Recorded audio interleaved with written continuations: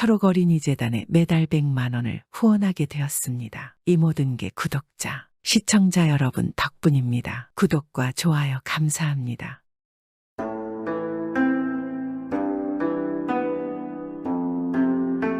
조선시대 말기에 흥선대원군 이하흥이 있었습니다. 흥선대원군은 후에 어린아들 고종이 임금이 되면서 막강한 권력을 가지고 감히 조선에서 흥선대원군의 눈밖에 나서는 절대 살 수 없었습니다. 이런 흥선대원군이 아직 대원군이 되기 전의 이야기입니다. 막강한 권력과 힘을 잡기 전에는 흥선대원군은 그리 이 나라에 존재감이 없는 사람이었습니다. 비록 왕족이지만 그것은 허울 좋은 것에 불과했습니다. 흥선대원군이 젊었을 때 한양의 유명한 기생 춘홍이에게 빠져서 자주 기방에 다녔습니다. 왕족이 기방에 자꾸 출입하는 것을 본 많은 사람들은 흥선대원군을 욕했지만 그의 집안 내력으로 인해 그 누구도 아무 말도 하지 않았습니다. 그러던 어느 날 기방에 찾은 흥선대원군은 춘홍이를 찾았습니다. 춘홍아, 내가 오늘도 왔다. 내 하루도 너의 얼굴을 안 보면 잠을 잘 수가 없구나. 빨리 나와서 서방님을 맞아라. 그러자 춘홍이 문을 열고 나와서 흥선대원군을 반갑게 맞이하는 것입니다. 나으리 요즘 너무 자주 오시는군요. 물론 저 또한 나으리를 자주 뵈니 너무 기쁩니다. 빨리 방으로 드시지요. 제가 술상을 봐오라 시키겠습니다. 그러자 흥선대원군이 고개를 저으며 말하는 것입니다. 아니다, 오늘은 날씨가 너무 좋구나. 답답하게 방보다는 정자에서 한잔하는 게 좋겠구나. 그리로 술상을 가지고 오라 시키거라. 그래서 둘은 기방에서 가장 높은 정자 텀마루에 앉아서 술을 먹고 있었습니다. 그 광경을 본 사람들은 수군대기 시작했습니다. 어찌 왕족이란 자가 대낮부터 기생을 끼고 술을 먹지. 저러니 이 나라가 썩은 것 아니야. 우리 같은 하찮은 백성들은 죽도록 일만 하는데. 그런데 마침 그때의 금군의 별장이던 이장염이 그 광경을 본 것입니다. 그리고 이장염은 천천히 흥선대원군에게 다가왔습니다. 그리고 흥선대원군의 뺨을 사정없이 때리는 것입니다. 그리고 호통을 쳤습니다. 이런 잡것이 있느냐? 지금 왕족이라는 자가 하는 짓이 어찌 시정잡배 남봉꾼이 하는 짓을 하느냐? 내 익히 너의 이야기를 들었다. 이 나라의 전하의 혈족이면 더더욱 조심하고 조심해야 할 터인데 어찌 전하의 얼굴에 먹칠을 하는 것이냐? 흥선대원군은 어이없게 뺨을 맞으니 정신이 하나도 없었습니다. 그리고 자신을 호통하던 이장염을 쳐다보았습니다. 그리고 이장염이 가버리자 흥선대원군은 부어있는 자신의 뺨을 만지며 묘한 웃음을 지었습니다. 그런 일이 있고 1년 후에 흥선대원군은 안성 청룡산에 있는 부친 남연군의 묘소를 성묘하러 가는 길이었습니다. 헌데 가는 도중에 한 스님이 흥선대원군의 일행의 길을 막고 누워서 좀처럼 일어나지를 않는 것이었습니다. 이봐 일어나라고. 스님 이보시오. 어서 일어나라니까. 지금 누구 행차를 막는 거야. 머슴들은 소리치며 일어나라고 말하였지만 스님은 일어날 기색이 없었습니다. 나으리 어쩝니까? 웬 스님이 앞을 막고 움직일 생각을 안 하고 있습니다요. 뭐라 그게 정말인가? 스님이라 흥선대원군은 앞으로 나아가 스님의 모습을 보았습니다. 그런데 아무래도 보통 스님이 아닌 듯하였습니다. 이 스님을 기이하게 여긴 흥선대원군은 스님에게 정중히 청하여 일어나게 하였고 곧 스님을 주막으로 데리고 갔습니다. 이보시오. 스님, 우리 일단 앉아서 목이나 좀 축이고 이야기나 좀 나눠봅시다. 해도 뉘엿뉘엿지고 술 한잔하면서 이야기하기 딱 좋은 날이군요. 오늘 밤은 긴 밤이 될 것 같소이다. 흥선대원군은 스님과 밤새 이야기를 나누게 되었는데 생각보다 말이 잘 통했습니다. 그리고 이야기를 듣다 보니 이 스님은 풍수지리에 아주 밝은 사람이었습니다. 내 스님의 이야기를 듣고 보니 우리의 만남이 우연이 아닌 것 같소이다. 마침 제 부친의 산소를 이장하는 일로 길을 나섰던 것인데 이리 스님을 만나게 되다니 내일 나와 함께 부친의 산소로 같이 가주시지 않겠소? 그러시지요. 내일 딱히 할 일도 없는데 함께 가지요. 이튿날 두 사람은 머슴들과 같이 남연군의 묘소로 향하였고 남연군의 묘소와 주변을 살펴본 스님은 합장하며 말하였습니다. 나무 관세음 보살? 안 좋구나 안 좋아. 후세를 망치는 묘자리야. 아니 스님, 내 부친의 묘소가 어떻습니까? 안 좋은 것입니까? 매우 좋지 않습니다. 소승이 봐둔 자리가 있사오니 따라와 주시지요. 잘만 하면 왕이 나올 자리이니 만족하실 것이옵니다. 아니 그곳이 대체 어디입니까? 제게 말해 주십시오. 스님은 흥선대원군을 힐끗 보았습니다. 덕산의 가야동이라는 곳입니다. 저와 같이 가시지요. 그렇게 해서 두 사람은 덕산 가야동으로 길을 나섰습니다. 그리고 도착하고 보니 산 중턱에 낡은 절이 하나 있는데 스님은 절 법당 뒤에 한 곳을 가리키며 이장할 날짜를 정해주고 그날 만나자고 흥선대원군에게 말하였습니다. 약속한 날 흥선대원군이 관을 운반해 가니 스님은 절의 법당을 불질러 태우고 닷할 때까지 기다리고 땅을 파고 그곳에 이장하라 말하는 것입니다. 그 다음 산신에게 제사를 올린 후 스님이 가리킨 자리에 흥선대원군의 아버지의 묘를 쓰게 되었습니다. 이때 그곳에서 오래 살고 있던 돌쇠라는 사람이 말했습니다. 이 산에는 왕기가 서려 있는 곳입니다. 이곳에 묘를 쓰게 되면 반역죄에 걸리게 될 것입니다. 다른 곳에다 묘를 쓰셔야 될 겁니다.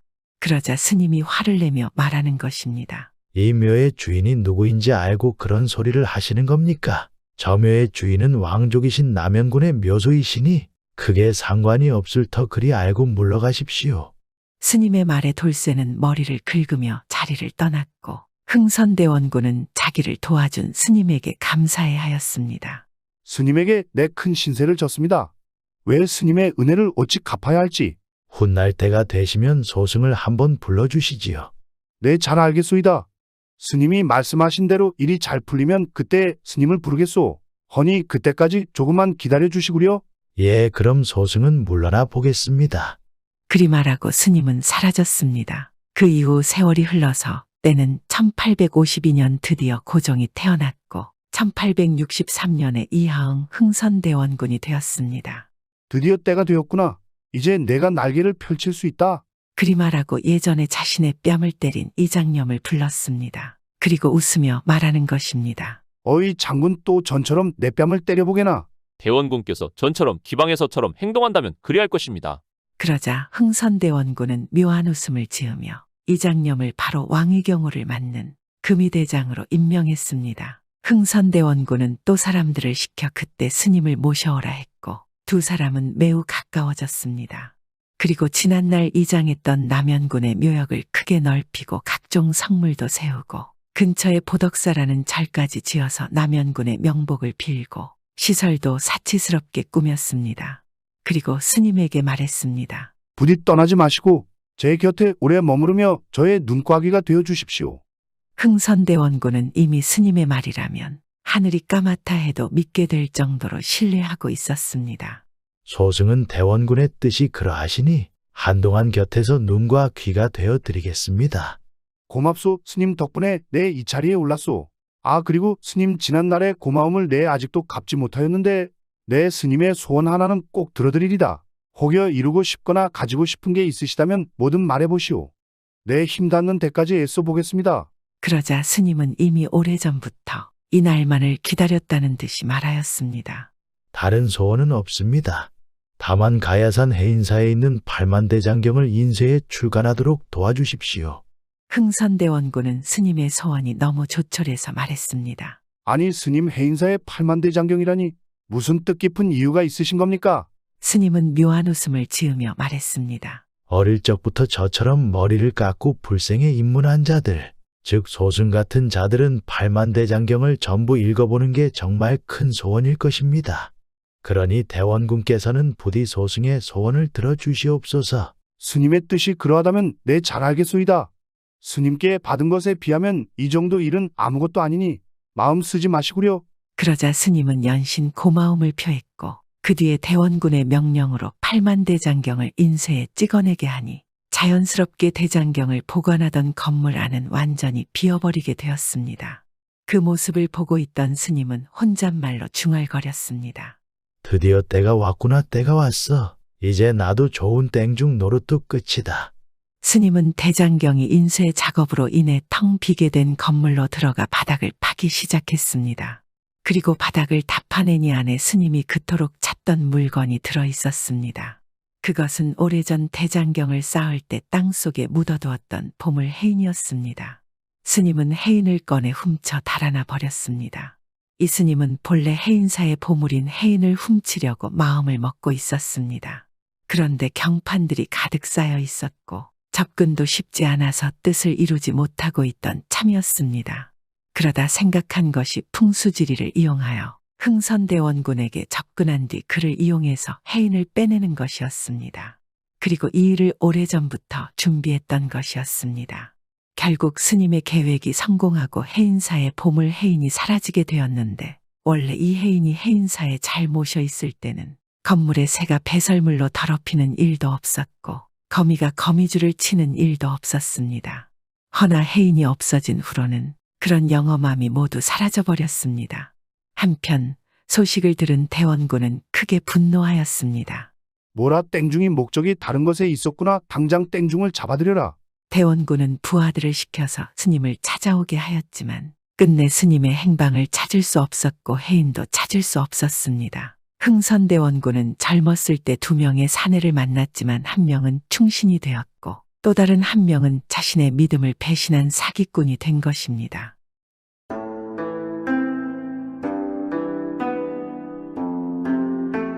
옛날 옛적 어느 시골 마을에 칠복이라고 하는 성격이 대범하고 활발한 사람이 살고 있었습니다.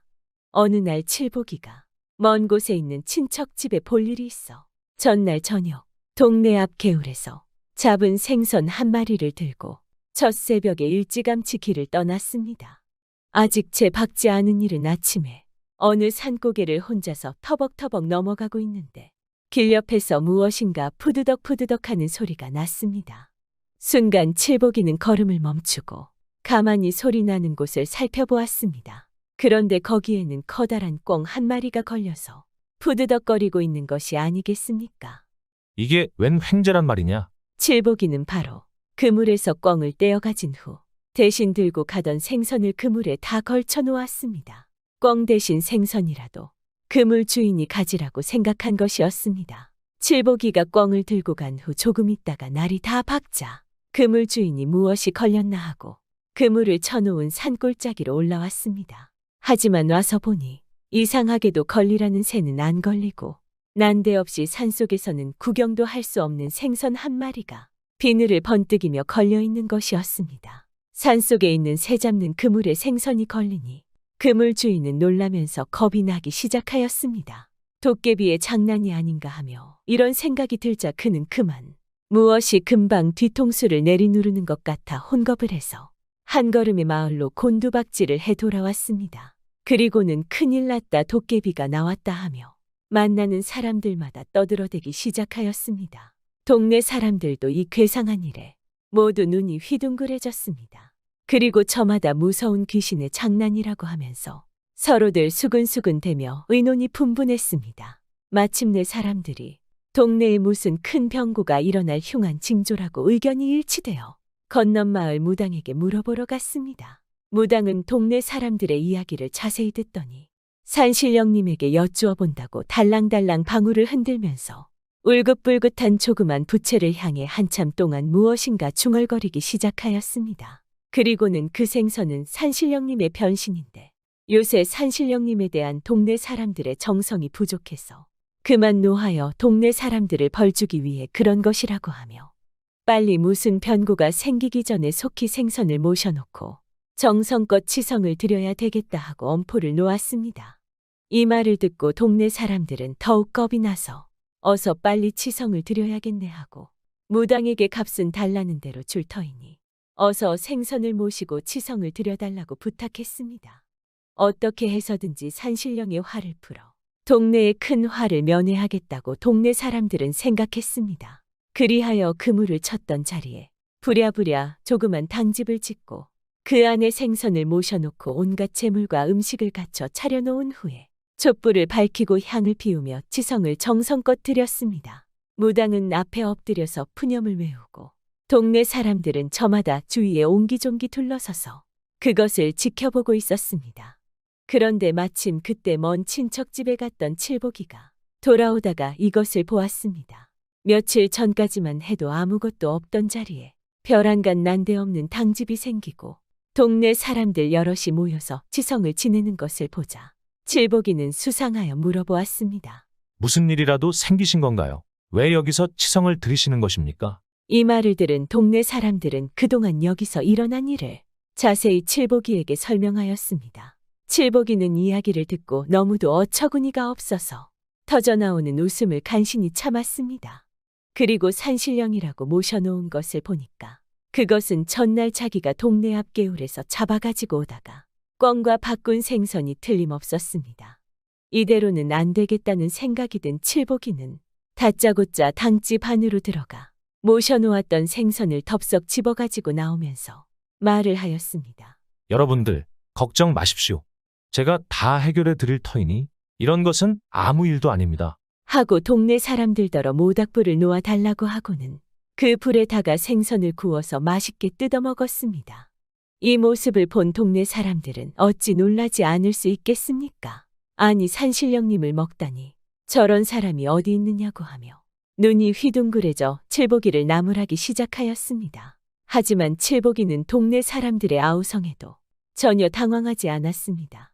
자신이 있었던 칠복이는 오히려 더 큰 소리로 말하기 시작하였습니다. 보십시오. 내가 이렇게 산신령님을 먹어버렸으니까 이제는 아무 일도 없습니다.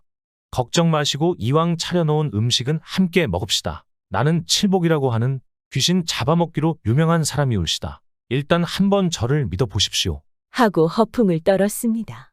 하지만 사람들은 이런 칠복이가 탐탁지 않았지만 별수가 있나 우선 지켜보기로 하였습니다. 그 후 꽤 오랜 시간이 흘렀으나 동네에는 아무런 변고도 없었습니다. 이렇게 되자 칠복이는 귀신 잡아먹는 사람이라고 소문이 떠들썩하게 나게 되어 인근에서 귀신 잡아먹는 칠복이라면 모르는 사람이 없게 되었습니다. 그런데 얼마 되지 않아서 어느 시골 부잣집에 갑자기 귀신의 장난이 생겼는데 밤이면 집 뒤뜰 오래된 나무 속에서 귀신이 나타나서 별별 장난을 다 하고 나중에는 부잣집 딸을 제물로 바치라고 호령을 하는 등 폐단이 많다는 것이었습니다. 그래서 부잣집 주인은 칠복이를 데려다가 이 귀신을 잡기로 하고 머슴을 보내어 칠복이에게 청하였습니다. 부잣집 주인의 청을 받고 보니 칠복이는 난처하기 짝이 없었습니다. 그래서 그는 전날 소문은 터무니없는 거짓말이라는 것을 세세히 이야기해주고 자기는 도저히 귀신을 잡을 재간이 없다고 여러 번 사양했습니다. 그러나 머슴은 이 말을 전혀 고지 듣지 않고 칠복이가 가기 싫어서 핑계를 대는 줄로만 생각하였습니다. 너무 사양 마십시오. 그다지 멀지도 않은 곳이오. 또 귀신만 잡아주신다면 저희 주인께서도 사례를 많이 할 터이니 제발 어서 가서 귀신을 잡아주십시오. 만일 정 안 가신다면 억지로라도 모셔가겠습니다. 저도 어쩔 수가 없습니다. 하고 정말 잡아 끌고라도 갈 듯한 표정이었습니다. 머슴의 표정을 본 칠복이는 어찌할 도리가 없었습니다. 그래도 계속해서 변명을 해보았으나 부잣집 머슴의 계속되는 호령에 결국 끌려가게 되었습니다. 그 집에는 부잣집 주인을 비롯하여 온 집안이 모두 나와 칠복이를 맞이하면서 대접을 극진히 하고 제발 귀신을 꼭 잡아달라고 천번만번 부탁을 하는 것이었습니다.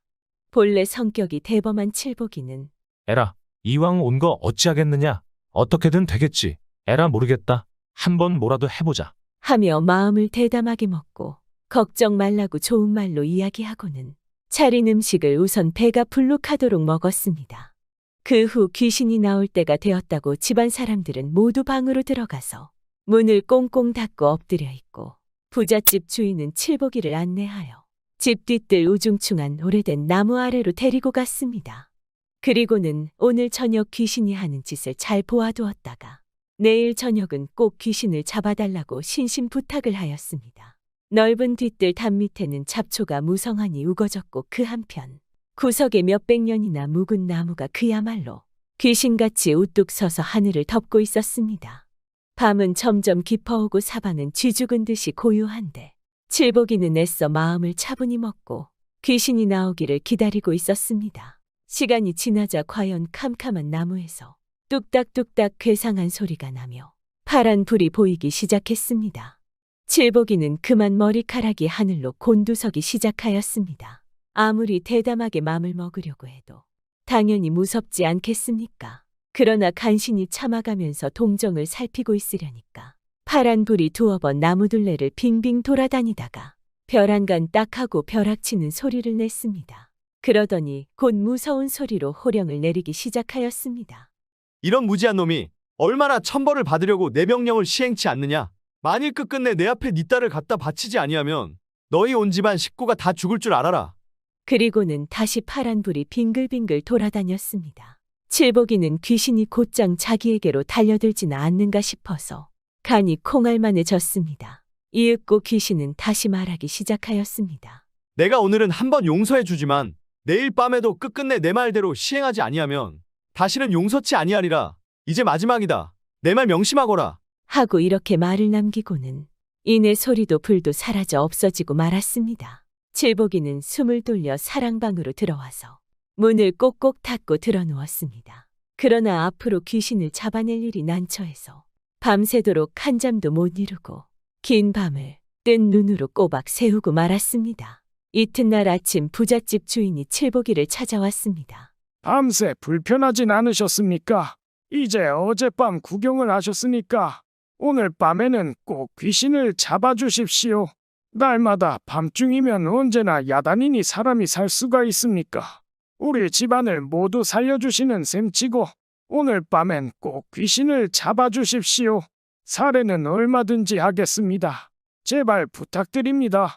하고 다시 간곡히 부탁하였습니다. 칠복이는 할 수 없이 겉으로는 내내 하고 있었으나 속으로 오늘은 낮 동안에 도망을 가야겠다고 잔뜩 도망칠 궁리만 하고 있었습니다. 그러자 마침 조반상이 나오고 뒤로 머슴 하나가 큰 접시에 생선 졸인 것을 담아들고 나왔습니다. 그런데 생선이 전날 자기가 잡아가지고 가다가 꿩과 바꾸어 놓아서 귀신 소동을 일으켰던 생선과 비슷한 것이었습니다. 갑자기 그때 생각이 나서 칠복이는 생선을 받아 놓으면서 이놈이 귀신 노릇하던 놈이구나. 이놈 잘 만났구나. 내 앞에 겁도 없이 스스로 나타나다니. 하고 중얼거렸습니다. 하지만 이 말을 들은 머슴이 웬일인지 갑자기 얼굴이 창백해졌습니다. 그리고 온몸을 부들부들 떨면서 칠복이 앞에 넙죽 엎드리고는 말했습니다. 아이고 잘못했습니다. 제가 죽을 죄를 지었으니 목숨만 살려주십시오. 제발 한 번만 살려주십시오. 하고 비는 것이었습니다. 이것을 본 칠복이는 옳지. 이놈이 반드시 무슨 곡절이 있는 놈이로구나. 뭔가 방안이 나올 것 같은 느낌이 드는구나. 이렇게 생각하고 점점 언성을 높여서 말했습니다. 그럼 내 목숨을 살려줄 것이니 모든 일들을 다 말하여라. 하나라도 빠뜨리는 날에는 용서하지 않을 것이다. 어서 말하거라. 네, 알겠습니다. 누구 앞이라고 감히 속이겠습니까? 자세한 말씀을 드리겠사오니 널리 생각해 주시옵소서. 하고 자기가 귀신 노름을 하게 된 내력을 자세히 이야기하였습니다. 그 머슴은 원래 거기서 얼마 멀지 않은 마을에 어떤 가난한 농사꾼의 아들로서 나이 어렸을 적부터 이 부잣집에 들어와서 머슴으로 살았습니다. 그런데 처음 머슴으로 들어올 적에 품삯을 받기로 하고 들어온 것이 아니라 3년 동안 일을 잘하면 그 부잣집 딸에게 장가를 들기로 하고 들어왔던 것입니다. 그러나 주인은 이 약속을 지키지 않고 한 해 더 날짜를 늘려가기 시작하더니 이제는 이 집에서 머슴을 산 지 10년이 넘고 딸도 나이가 찼건만 영 결혼을 시켜줄 생각을 안 할 뿐 아니라 요즘은 도리어 딸을 다른 데로 시집 보낼 궁리를 하고 있다는 것이었습니다. 이 머슴은 얼마나 화가 치밀어 오르지 않았겠습니까? 그래서 이 머슴은 분함을 이기지 못하여 궁리궁리하던 끝에 그와 같이 귀신 노름을 꾸민 것이었습니다. 그런데 이번 귀신 잡으러 온 손님이 전날 밤 귀신과 맞서보고 어떤 태도를 가지는가 하며 기백을 엿보려고 일부러 생선 졸인 것을 들고 나왔다가 칠복이가 생선을 보고 한 말을 도둑이 제발 절인다는 격으로 자기 보고 이야기한 줄 알고 질겁을 해서 그렇게 스스로 실토를 하게 된 것이었습니다. 이런 머슴의 안타까운 사정을 듣고 보니 칠복이는 주인의 행동이 괘씸하기 짝이 없었습니다. 오히려 머슴을 도와주고 싶은 생각이 들었습니다. 그래서 이 주인을 어떻게 하면 정신을 들게 하고 젊은 머슴의 소원을 이루어줄까 하고 잠깐 생각하다가 곧 주인을 불렀습니다. 내가 귀신을 잡긴 잡겠으나 내 말대로 해야 귀신을 잡을 수 있습니다. 들어주실 수 있으시겠습니까? 아니면 다른 방도가 없습니다. 하고 조건을 내걸었습니다. 그러니까 주인은 돈이나 많이 달라는 줄 알고 네, 수고비는 달라시는 대로 얼마든지 드리겠사오니 말씀만 하십시오. 귀신만 잡아주신다면 제가 무엇인들 못 드리겠습니까? 하며 대답하였습니다. 하지만 칠복이는 머리를 설레설레 저으면서 그런 게 아니라 귀신이 제물로 바치라는 당신의 딸은 이미 임자가 있는 몸인데 아직 임자에게 내주지 않고 있기 때문에 귀신이 장난을 하는 것이니 딸을 오늘 중으로 이 집 머슴에게 내어주십시오.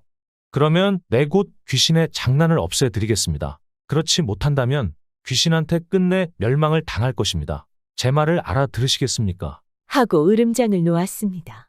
이 말을 들은 주인은 깜짝 놀랐습니다. 머슴과의 약속은 자기와 머슴 외에는 감쪽같이 아직 아무도 알 사람이 없는데 이 사람이 벌써 그런 내막까지 두루 알고 있는 것을 보니 과연 명인이로구나 생각했습니다. 네, 곧 분부대로 하겠사오니 제발 귀신만 잡아주십시오. 하고 간청했습니다. 그리고는 곧 그날로 갑작스레 잔치를 차려서 딸을 머슴에게 내주었습니다. 칠복이는 이것을 보고 옆에서 빙글빙글 웃고 머슴은 너무 기뻐서 칠복이에게 엎드려 감사의 인사를 전했습니다. 결국 칠복이의 대담함과 현명함이 부잣집 집안은 물론 머슴까지 살릴 수 있지 않았겠습니까? 물론 그 다음부터 이 부잣집에는 다시 귀신이 나타나지 않고 귀신 잡는 칠복이의 소문은 한층 더 높아졌습니다. 이렇게 모든 일은 마음먹기에 달려있지 않겠습니까? 칠복이처럼 대학에 하나하나씩 차근히 풀어가면 어려운 일도 잘 해결해 나갈 수 있지 않을까요? 옛날 옛적 한 마을에 일 잘하고 마음씨 고운 데다 용모마저 남달리 예쁜 처녀 꽃분이가 살고 있었습니다. 꽃분이가 그렇게 남달리 출중하다 보니 그를 욕심내는 총각 또한 많아 그의 집에는 매일과 같이 총각들이 문턱에 불이 일 지경으로 드나들었습니다. 그러던 어느 하루 꽃분이는 아버지와 약조한 후 날을 정하고 자기를 마음에 둔 총각들에게 자기 집으로 청혼을 오라고 말하였습니다. 과연 그날이 오자 총각 셋이나 꽃분이 집으로 일시에 달려왔습니다. 그래, 오늘아 고생들 많았네. 나의 딸을 만나러 가기 전에 한 가지만 묻겠네. 자네들은 모두 나의 딸을 진심으로 사랑한단 말인가? 꽃분이의 아버지의 물음에 새 총각은 이구동성으로 한결같이 머리를 조아리며 네 그거야 더 말할 나위 있겠습니까 하며 대답했습니다. 그럼 좋네. 어서 나의 딸을 만나보도록 가보세. 그 말에 새 총각은 서로 뒤질세라 꽃분이가 있는 방으로 향했습니다. 그런데 이게 웬일인가요? 이쁘게 곱게 하고 방글방글 웃으며 상냥하고 친절하게 맞아주리라 생각했던 꽃분이가 뜻밖에도 자리에 누워 가슴이 짜릿짜릿한 신음소리를 내고 있지 않겠습니까? 자, 보게나. 이게 내 딸이네. 며칠 전까지만 해도 그처럼 날바람을 일구며 희락락 일하던 나의 딸이 어제 아침 일밭으로 나가다가 불행히도 외나무 다리에서 떨어져 그만 다리뼈가 부러지고 말았네. 아마 다리를 평생 못 쓸 수도 있다고 하는구만. 아니 어르신, 이게 정말이십니까? 그래, 내가 무슨 노망이 들어 거짓말을 하겠나. 지금 나도 이 상황을 받아들이기가 너무 힘드네. 꽃분이 아버지의 말을 듣고 누워있는 꽃분이를 보던 첫 번째 총각은 낯색이 대뜸 변해졌습니다. 참 안 된 일이네요. 죄송하지만 저는 집에 급한 일이 있어서 얼른 가봐야겠습니다. 첫 번째 총각이 이렇게 떠듬거리며 말하고 일어나자 두 번째 총각도 저 역시 일이 있어 지금 가봐야겠습니다 하고 주랭랑을 놓았습니다. 그러나 세 번째 총각 칠복이만은 꽃분이에게로 다가가더니 낭자, 너무 상심하지 마오. 지성이면 감천이라고. 하느님인들 어찌 죄 없는 그대를 종신불구로 만들겠소. 나는 여전히 그대를 사랑하오. 그 말에 꽃분이는 간신히 힘겹게 눈을 뜨며 말했습니다. 실없는 소리 그만두세요. 온 동네 처녀들 다 마다하고 저 같은 불구와 한평생을 지내다니요. 어서 다른 데로 가보세요. 어서요. 꽃분이는 더 말을 말라는 듯 돌아 누워버렸습니다. 그러나 칠복이는 꽃분이의 얼굴을 뚫어지듯 쳐다보면서 결연히 말했습니다. 낭자, 그런 말 다신 마시오. 그대가 다리 불구가 된다 해도 나의 성한 다리가 있지 않소. 그대의 마음 불구가 아니니 나의 청혼을 받아주시오. 불같이 뜨거운 진정만 있다면 어찌 서로 돕고 사랑하며 한평생을 지내지 못하겠소. 다시는 나에게 가라는 말 하지 마시오. 칠복이가 진정을 쏟아놓자 꽃분이는 그만 더 참지 못하고 벌떡 일어나더니 칠복이의 드넓은 품에 안기었습니다. 그 바람에 칠복이는 깜짝 놀랐습니다. 다리가 몹시 상했다던 불구자 꽃분이가 갑자기 일어나 자기한테 안겼으니 어찌 놀라지 않을 수 있겠습니까? 이때 꽃분이의 아버지가 빙그레 웃으며 말했습니다. 이 사람아 놀라지 말게나. 실은 나의 딸은 달이 불구가 되지 않았네. 그 말에 칠복이는 더 어리둥절하였습니다. 당연히 칠복이 입장에서는 이해가 안 되지 않겠습니까? 그런데 왜 그렇게 거짓말을 하였습니까? 자세히 좀 말씀해 주시면 안 되겠습니까? 그러자 꽃분이의 아버지는 허허웃고 다시 말하였습니다. 미안하게 되었네. 오늘 일은 나의 딸이 내놓은 연극이었네. 내 연극이라고요. 이게 도대체 무슨 말씀이세요? 그렇네. 숱한 청혼자들 가운데서 어느 누가 진심인가를 가려내기 위해 꾸몄단 말일세. 일부러 속나고 한 것은 아니니 자네가 이해 좀 해주게. 그제야 모든 것을 알아차린 칠복이는 감개무량해하지 않을 수 없었습니다. 자신이 그동안 연모해왔던 꽃분이를 드디어 아내로 맞이할 수 있으니 얼마나 기쁘지 않겠습니까? 그리하여 꽃분이는 자기를 진정으로 사랑하는 세상에 둘도 없는 훌륭한 신랑감을 만나 한평생을 재밌게 잘 살았습니다. 결국 외모로만 사람을 판단하지 않은 칠복이의 진심이 통한 것이었습니다. 나머지 다급하게 도망간 두 총각은 아마 뼈저리게 후회하고 있지 않을까요?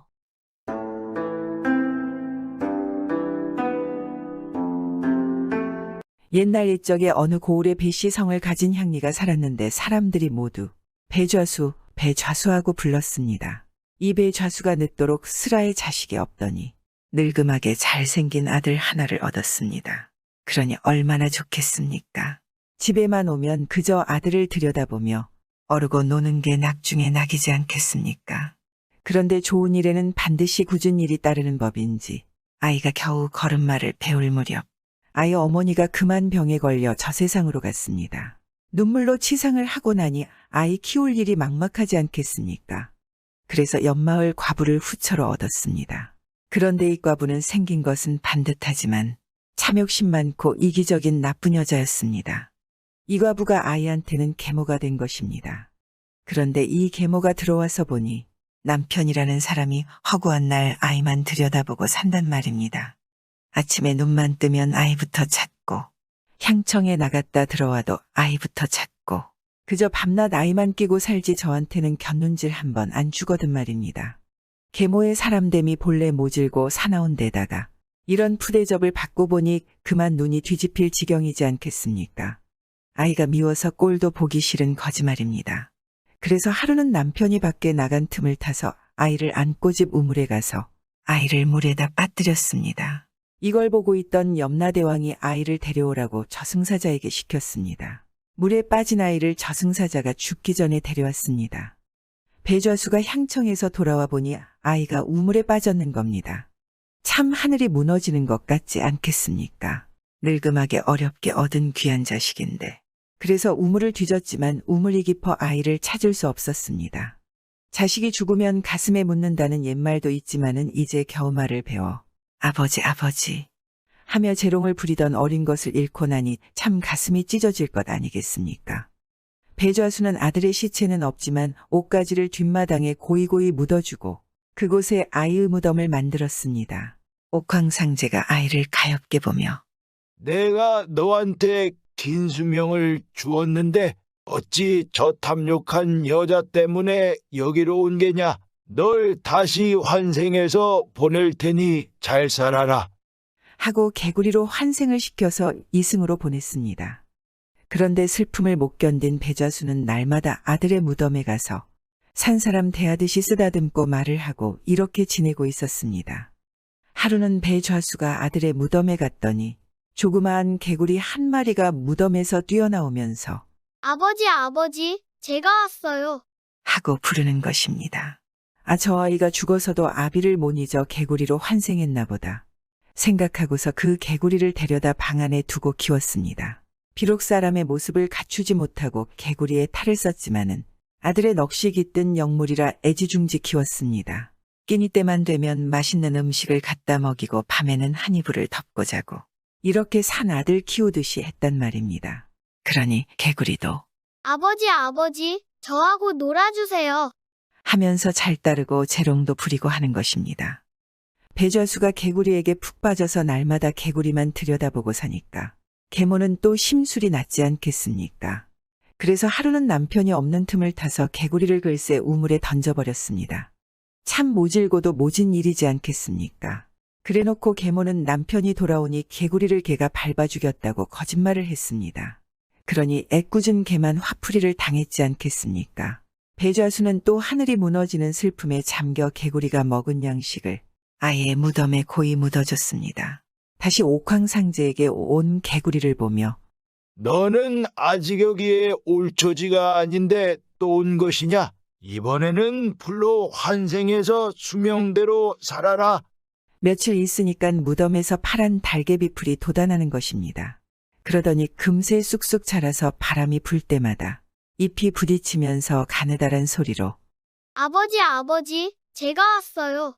하고 부르지 뭡니까? 아들의 넋이 머무를 데가 없으니 저 달개비 풀로 옮겨갔구나. 이렇게 생각하고 배좌수는 그 달개비 풀을 아들처럼 애지중지 키웠습니다.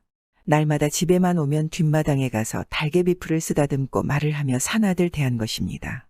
그럴 때마다 달개비 풀도 바람에 잎을 스치면서 아버지, 저와 놀아주세요. 하고 애처로운 소리를 내곤 하는 것입니다. 이렇게 배좌수가 달개비 풀에 푹 빠져 있으니까 계모가 또 심술이 나지 않겠습니까? 그래서 남편이 없는 사이에 뒷마당에 소를 몰고 가서 달개비 풀을 소에게 먹여버렸습니다. 배좌수가 돌아와 보니 달개비 풀이 흔적도 없이 사라지고 없거든 말입니다. 어찌 된 일이냐고 물으니 소가 뜯어 먹어버렸다고 한단 말입니다. 가슴을 치고 눈물을 흘리면서 슬퍼했습니다. 그렇지만 소용이 있겠습니까? 그런데 달개비 풀을 먹은 소가 그날부터 배가 불러오더니 얼마 안 있어 송아지 한 마리를 낳았습니다. 온몸에 번쩍번쩍 황금빛이 도는 금송아지를 낳았는데 이 송아지가 배좌수를 졸졸 따라다니며 아버지, 제가 왔어요. 하고 부른단 말입니다.